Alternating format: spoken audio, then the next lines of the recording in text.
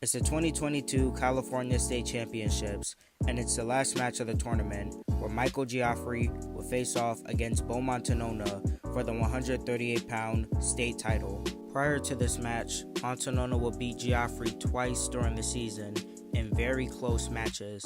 During the match, Giaffre would get an escape in the second period, giving him the lead 1-0. However, during the third period, Montanona would get a reversal, followed up by an escape by Giaffre, making the score 2-2, sending the match into overtime.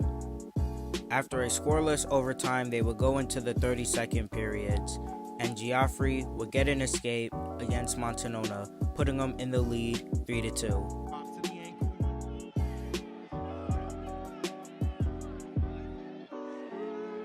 Now he needs to be careful not to lock his hands here. Oh, and he's almost able to hold on. Giaffre escapes with 11 left. Third period into overtime, Montanona would choose bottom, and after this crazy sort of scramble position, they would award 2 reversal points to Montanona, followed up by 2 near fall points. Bo Montanona's got 2 near fall with the reversal. And it looks like it's over. Bo Montanona gets a 2 near fall 2. His brother running up to the mat, and he is your state champion at 138 pounds. At this point, the match was over, and Bo Montanona was now the 138-pound state champ in California. Or so you thought. You see, after the match, Montanona was celebrating, and during his little celebration, the refs decided to discuss the call and whether or not it was the right call, and it turns out it wasn't, because they decided to reverse the call, making Michael Giaffre the real winner of the match. We don't want to celebrate too early. No points. No idea what's going on here. They're saying no points.